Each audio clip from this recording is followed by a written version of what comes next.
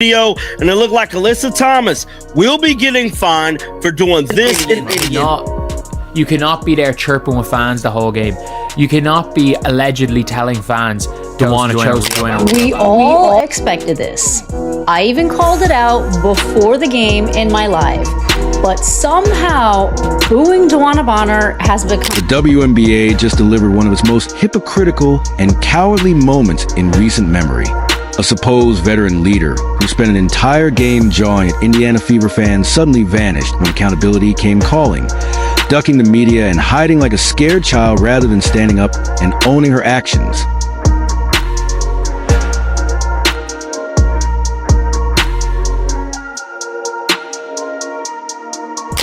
So Alyssa Thomas had all the smoke for the Fever fans. That's all I'm gonna say. Like, it wasn't just like just normal smoke. It wasn't just normal beef. It was what people from the country would call Dublin. She had the big smoke. Like, she absolutely had all the beef for. She, let the fans hear it, all of this stuff. Satu there telling the fans to keep up the booze. And what did they do? They lost. And what did Alyssa do? When Alyssa Thomas and the Phoenix Mercury stormed into Indianapolis on that fiery Wednesday night, she seemed ready to embrace the villain role, expecting to thrive in the chaos. But instead of controlling the moment, she ran headfirst into a fan base that had every right to voice its frustration over DeWanna Bonner, and a league that made it clear her tantrums wouldn't be excused just because the spotlight finally turned on her. To be a celebration right now in the WNBA dump, but for some reason, and this should come as a surprise to no one, for some reason, WNBA players, they're just not in a joyous mood.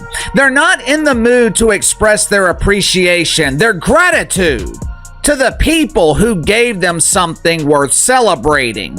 Instead of showing their appreciation, these bitter, entitled, insufferable players, they continue to engage in a war with their own. From the opening tip, the writing was already on the wall, but Alyssa Thomas was too busy running her mouth to notice.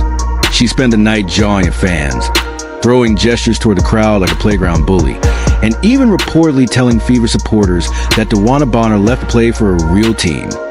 A real team? Let's be real, Alyssa. There's nothing respectable about hiding behind trash talk when the scoreboard and the fans are both exposing the truth.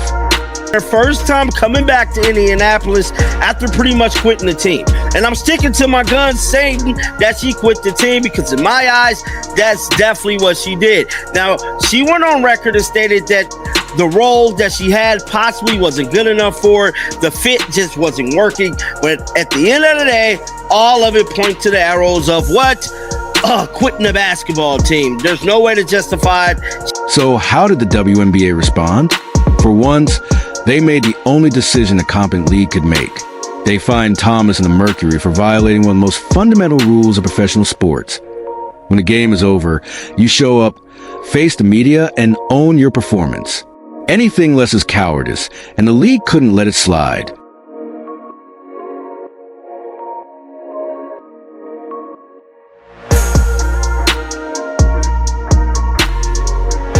Basically, you can see Alyssa Thomas going back and forth with a fan, man. I mean, she just, I don't know if she just can't ignore anybody that's just coming at her, you know what I'm saying? And I'm pretty sure it's not anything racist or anything like that. I just think they get under her skin. And they just get under her skin. And maybe since her first incident, whatever the case may be, she just didn't like it, so after that, she just can't stand any other Fever fan base. If you're enjoying this, don't forget to subscribe. The media availability violation put a spotlight on everything Alyssa Thomas isn't. After a dominant individual performance, she had the perfect chance to explain herself, defend her actions, and show some real leadership. Instead, she bolted.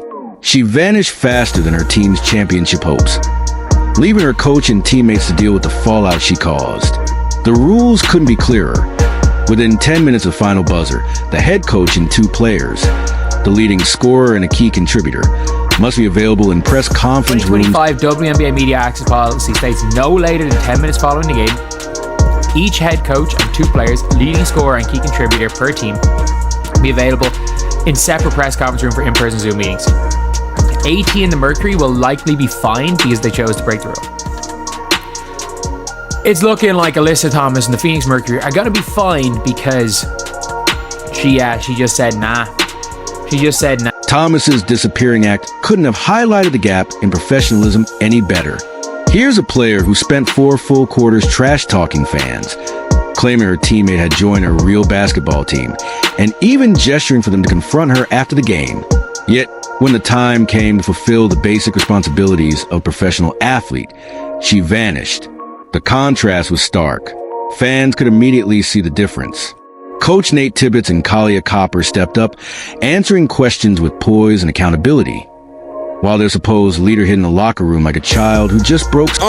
We seen Alyssa Thomas jawing at it with fans, kind of, making a complete fool of herself, and now she's finna be getting fined because she refused. Let's be crystal clear about what went down in Indianapolis and why the boos weren't just justified, they were expected.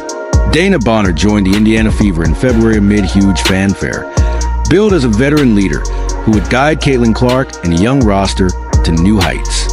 Instead, she lasted a mere 9 games, less than a quarter of the season, before walking away. Her performance was underwhelming at best, averaging just 7.1 points, 3.8 assists, and 8 rebounds, posting the lowest numbers of her career, while shooting poorly and contributing little to team chemistry.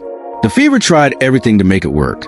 They sought a trade partner, gave her time off, and explored every possible solution. But Bonner had already mentally checked out.